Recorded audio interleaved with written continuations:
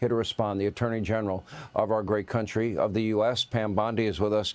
You were with the president today. What a difference a few days make and a few law enforcement officials can make.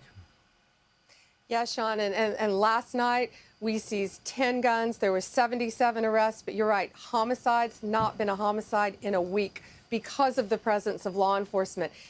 President Trump being out there today was an incredible inspiration to all of those men and women, state, local, and federal, working hand in hand. It was remarkable. They were so happy to see the president.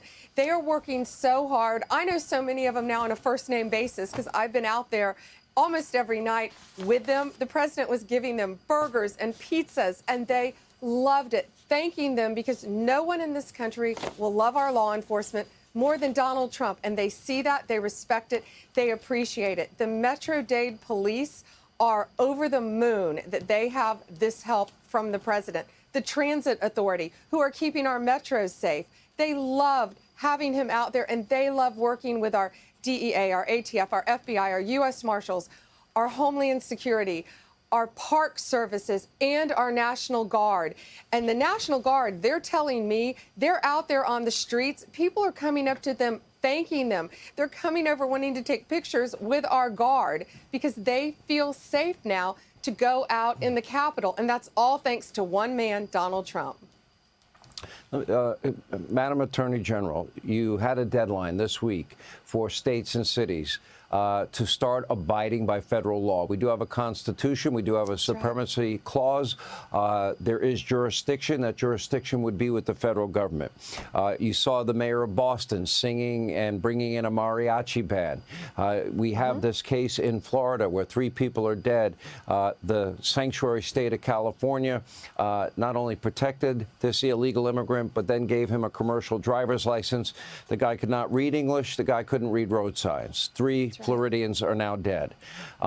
What can happen? What will the price be for sanctuary state governors and sanctuary city mayors that refuse to respect our laws, border, sovereignty, and the policy of the federal government?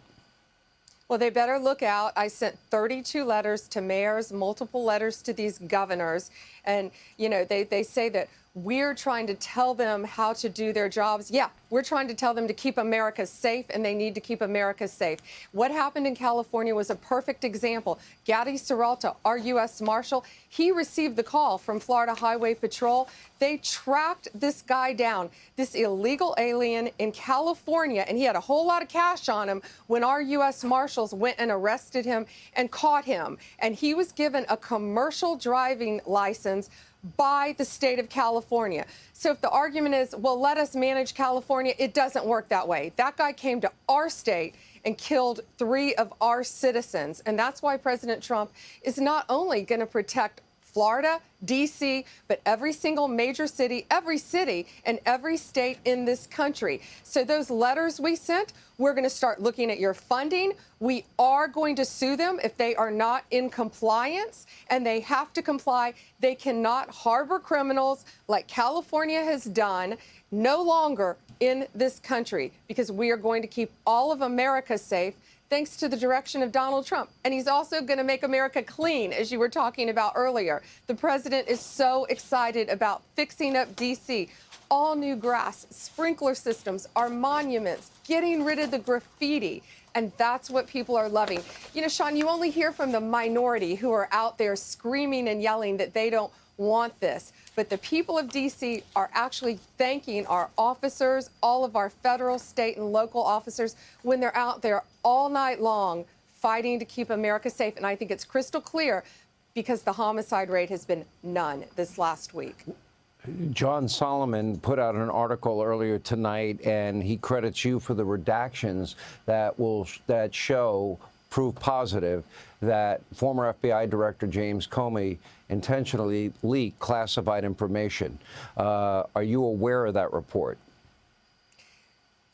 Sean, I can't comment on what is or is not pending with our Justice Department, but yes, I'm well aware of that report, and no one in this country is above the law. Let me ask you about the president's major victory in appeals court, tossing out that $500 million unjust, that ridiculous case of Letitia James, who I never saw an attorney general run on a platform to get one man, one family, one organization. But that's what Letitia James did. Right. Rightly so. President Trump will not have to pay that money. But look how long it took. That's right. Now, it, of course, was in his personal capacity. Almost $500 million. $500 million.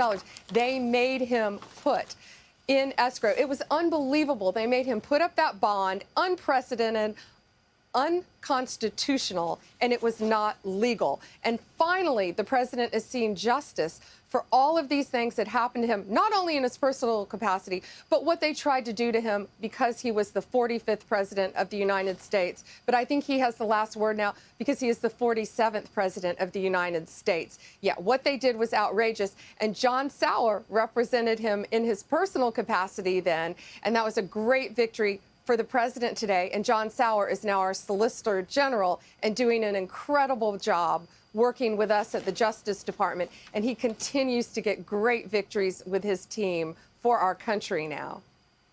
Let me quote the FBI Director Kash Patel saying yesterday that there was no constitutional basis, no lawful predicate for Joe Biden's DOJ and FBI to carry out the August 8th 2022 raid on President Trump's private residence.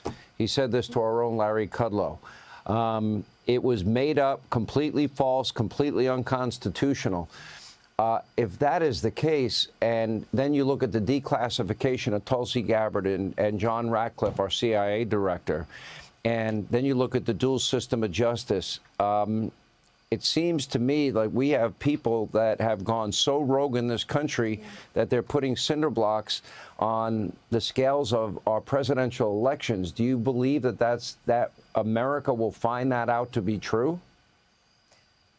We are investigating so many things, Sean, at the Department of Justice, and that was the ultimate weaponization. What they did to President Trump, what they tried to do to his family. No longer. Weaponization has ended, and no one in this country is above the law, and people will be held accountable for their actions. All right, we look forward to getting to the bottom of it. If we're going to save this republic, we cannot have the weaponization. We've got to restore our intelligence community, FBI, to their once former greatness, and that is the premier law enforcement. And free and fair elections. And free, agreed. Very well said. Attorney General Pam Bondi, thank you. Hey, Sean Hannity here. Hey, click here to subscribe to Fox News YouTube page and catch our hottest interviews and most compelling analysis. You will not get it anywhere else.